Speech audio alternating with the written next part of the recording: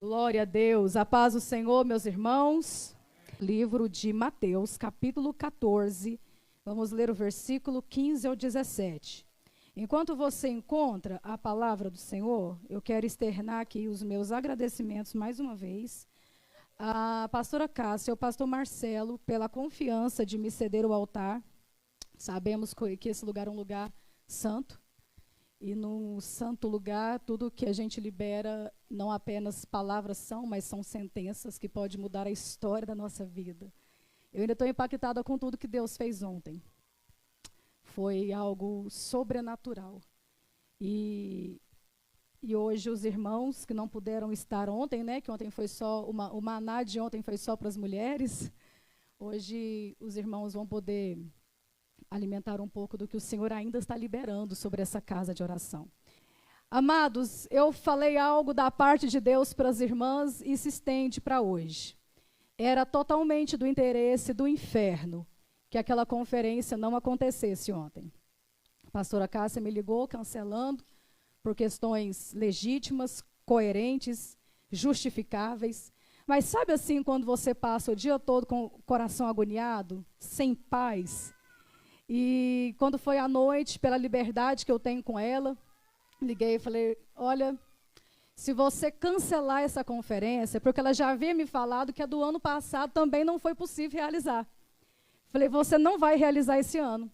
E você não vai realizar o ano que vem. E nem nos próximos anos, porque todo ano o diabo vai se levantar para impedir.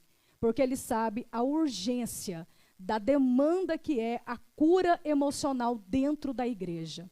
Sabe por quê, meus irmãos? Eu digo isso com propriedade de causa. Sou pastora e pela graça de Deus pastoreamos igreja há alguns anos e eu compus a estatística, né, da lista, onde diz que os pastores estão no pico de um ranking, né, de profissionais que sofrem com burnout, que é a fadiga crônica relacionada ao trabalho. Nós sofremos demandas que a igreja não faz ideia. E nós somos gente.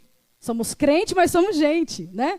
E o Senhor me tirou de cima do altar, do pastorado, me colocou de volta dentro de uma universidade. Já era psicanalista quando eu me adoeci, para você ver que saber não é o suficiente, é diferente do que viver. Tem gente que sabe tudo de Bíblia, mas você olha para a vida dele, é uma vida miserável, porque ele só sabe, ele não aplica. Ele só sabe, ele não vive aquilo que ele sabe. E então, o Senhor me faz voltar. E eu, vislumbrada com a neurociência, porque eu acho fantástico o cérebro, acho lindo tudo que Deus faz.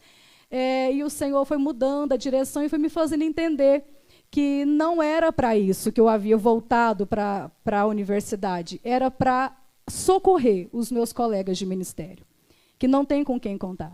Então, eu começo a elaborar alguns trabalhos, alguns artigos científicos, e a dificuldade é que eu não encontro referência bibliográfica suficiente. Achei uma mais específica para o que eu precisava de 20 anos atrás, 2003. Sabe o que é isso? Ninguém fala sobre esse assunto.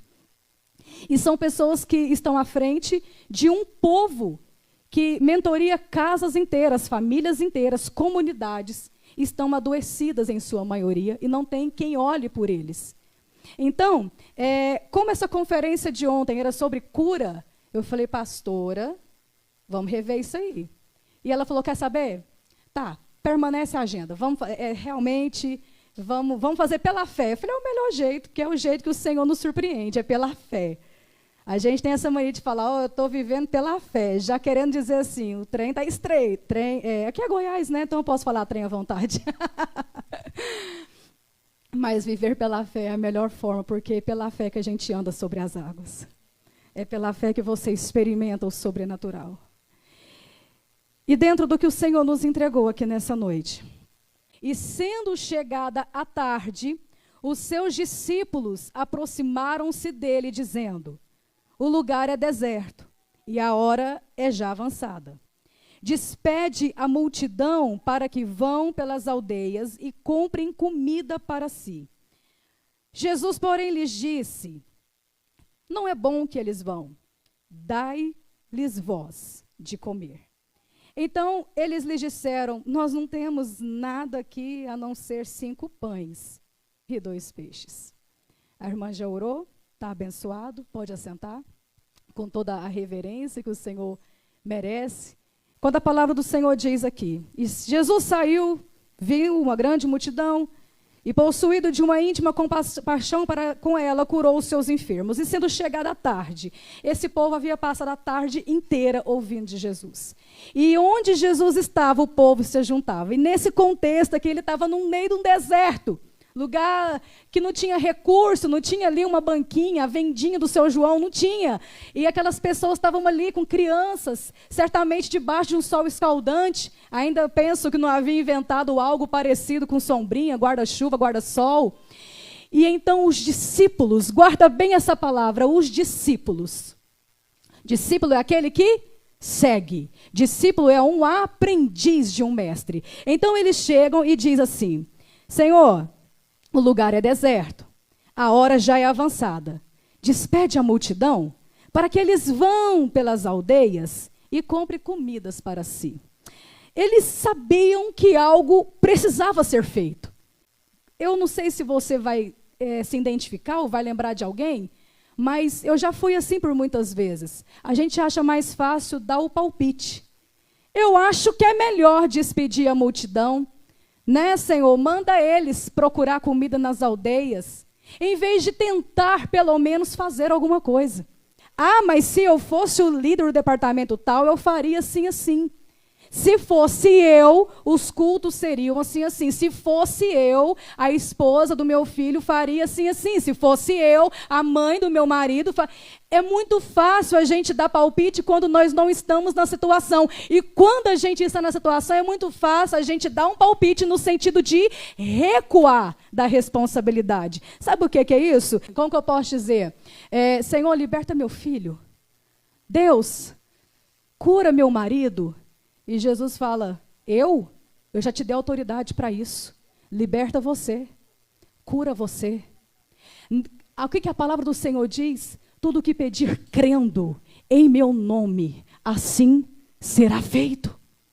Só que a gente tem a tendência em selecionar quais versículos a gente acredita e aplica, porque tem uns que é grande demais. E eu penso, não é para mim, isso é para Elias, é para Moisés. Ei, a palavra do Senhor não passa, ela continuará sendo eternamente. Passa céu e passa terra, mas as palavras do Senhor não passam. Se ela chegou até a mim, é porque o efeito dela, aleluia, pode passar milênios, que ela ainda ela ainda tem acesso em juntas e medulas, alma e espírito. Ele consegue alcançar os lugares mais complicados, os territórios mais secretos. A palavra do Senhor continua sendo a mesma.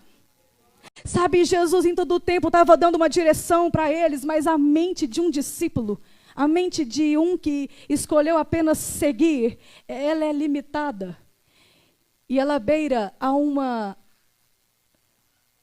algo perigoso. E eu tenho muito cuidado em falar sobre isso, porque algumas pessoas podem não entender e se ofender. Mas lá em Romanos, capítulo 2, versículo 2, diz que a vontade do Senhor é perfeita, boa e agradável. Só que antes disso ele diz, não vos amoldeis a esse mundo, não vos conformeis. Sabe o que é se amoldar? É estar na média. E sabe que a mediocridade, ela vem da média. O meu pai, ele tem algo que ele sempre diz para nós, ele fala que nobres falam de projetos, medíocres falam de coisas, miseráveis falam dos outros. Então não é algo tipo taxativo, pejorativo, não, mas é a média. Tá bom? A situação está toda complicada, mas fazer o quê, né? Isso é a média. É o que todo mundo está fazendo, segue o fluxo, sabe? O que a multidão já se acostumou. A manobra, a massa de manobra, ela é assustadora. E por que a gente vê multidões? Ontem ainda eu falava, o evangelho ele se expande, mas que evangelho é esse que cresce? Que evangelho é esse que multiplica? Que evangelho é esse que se expande? Mas ele não transforma. A palavra do Senhor nos diz que evangelho é poder de Deus. A maior propaganda do evangelho é o milagre do Senhor na casa. Você quer ver as pessoas começar a ter sede de Deus? Começa a ser um milagre. Em vez de ficar buscando por milagre, seja um milagre. Sai dessa zona de ora por mim e passa para o lugar de dizer, deixa eu orar por você. Eu dizia aqui ontem ainda, enquanto você cura pessoas, o Senhor cura você. Enquanto você ministra a outros, o Senhor ministra sobre você. Enquanto você manifesta o reino de Deus na terra, o reino do céu se prontifica a trabalhar por você. Aleluia! Aleluia! Oh, glória! Sabe, mente de discípulo, ele está limitado a seguir ordens. E sabe por que existe um local que tem muita regra? É porque é pouco relacionamento.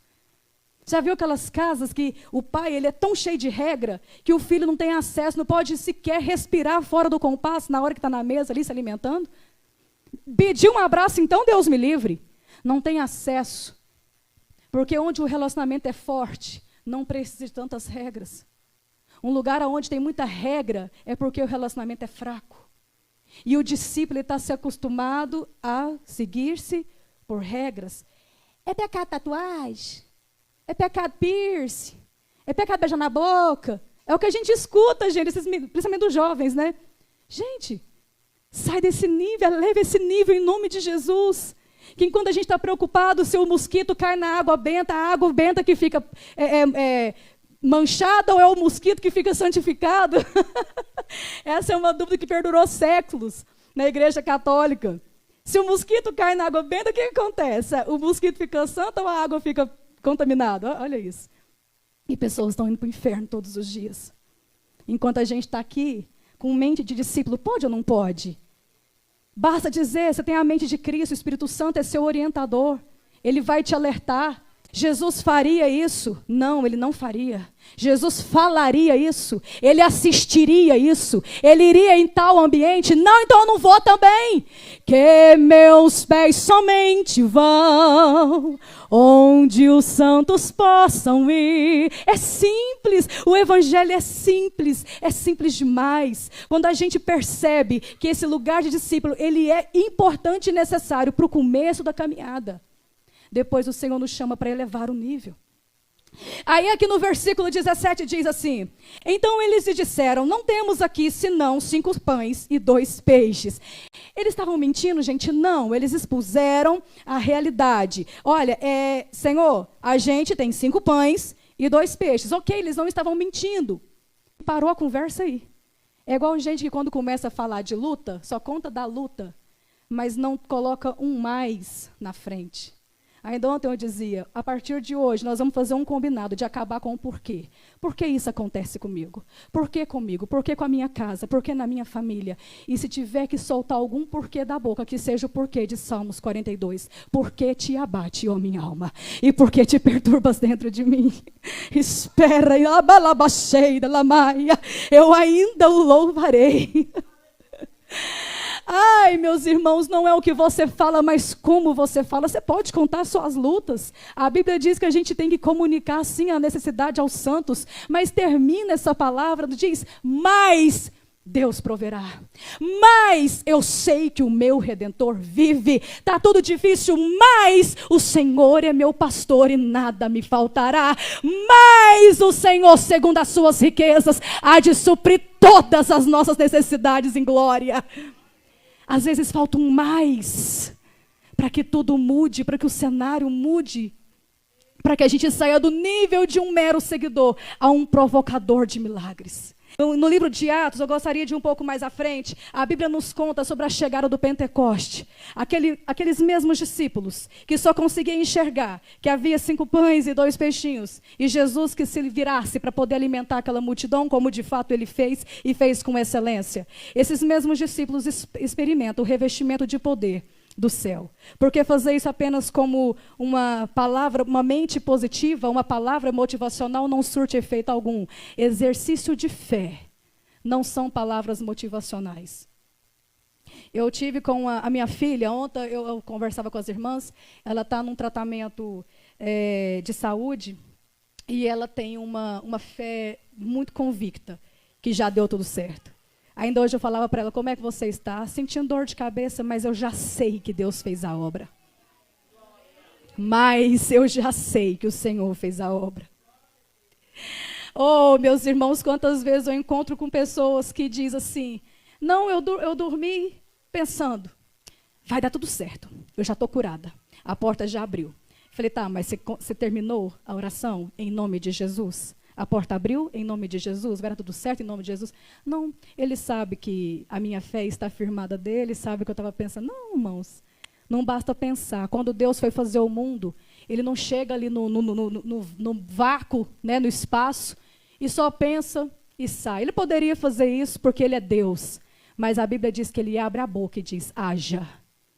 E porque ele disse, haja luz, haja terra, houve terra, o verbo, aleluia, no princípio era o verbo era Deus, o verbo estava com Deus, e é pela palavra do Senhor que nós conseguimos romper. Em Salmos diz que na angústia, o que me vivifica é a tua palavra, é ela que nos sustenta, é ela que nos coloca de pé quando o dia mau chega, porque o dia de dificuldade chega para qualquer um. Se você está com o pé sobre a terra, você está passível de aflições, mas o mais eu sei que o meu Redentor vive, ele pode mudar toda uma sentença. E esses discípulos então experimentam o revestimento de poder. E olha que coisa curiosa, primeiro começa como línguas de fogo sobre a cabeça daquelas pessoas. Por que começa dessa forma? Porque aqui é a região da mente. Primeiro o Senhor vai limpar o que você pensa, ele vai mudar a forma como você vê as coisas, ele vai purificar aquilo que ele vai purificando a mente. Fogo é aquele que purifica.